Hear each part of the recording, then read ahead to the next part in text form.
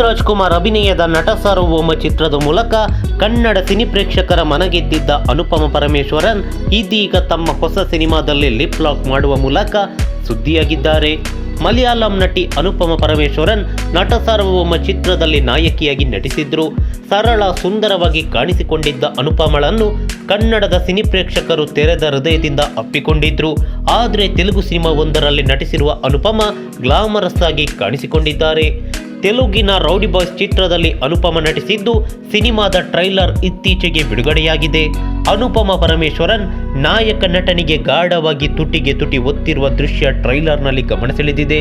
Rowdy ಬಾಯ್ ಸಿನಿಮಾವು college ಪ್ರೇಮ ಕಥೆಯಾಗಿದ್ದು college ಜೀವನದ ಮೋಜು ಮಸ್ತಿಗಳ ಜೊತೆಗೆ ಎರಡು ಕಾಲೇಜುಗಳ ನಡುವಿನ ವೈಷಮ್ಯ, ಹುಡುಗಿಗಾಗಿ ಕಿತ್ತಾಟ ಇತರ ವಿಷಯಗಳನ್ನು ಒಳಗೊಂಡಿದೆ.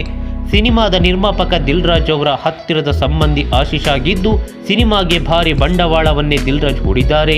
ದೊಡ್ಡ ನಿರ್ಮಾಪಕನ ಕುಟುಂಬದ ಕುಡಿಯ ಮೊದಲ ಸಿನಿಮಾದಲ್ಲಿಯೇ ಸ್ಟಾರ್ ನಟಿಯೊಬ್ಬರು ಮುತ್ತು ಕೊಡ್ತಿದ್ದಾರೆ ಅಂದರೆ ಇದು ಕಥೆಯ ಒತ್ತಡ ಅಲ್ಲ, ನಿರ್ಮಾಪಕನ ಒತ್ತಡ ಎಂದು ಕೆಲವರು ಸಾಮಾಜಿಕ ಜಾಲತಾಣಗಳಲ್ಲಿ ತಮ್ಮ ಅಭಿಪ್ರಾಯವನ್ನು ಹಂಚಿಕೊಳ್ಳುತ್ತಿದ್ದಾರೆ. ಟ್ರೈಲರ್ನಲ್ಲಿ ಒಂದು ಲಿಪ್ ಲಾಕ್ ದೃಶ್ಯವಷ್ಟೇ ಇದೆ.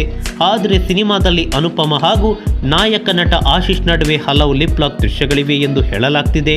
ಜೊತೆಗೆ ಕೆಲವು ಹಸಿ ಬಿಸಿ ದೃಶ್ಯಗಳು ಕೂಡ ಇದೆಯಂತೆ. ನಮಸ್ಕಾರ.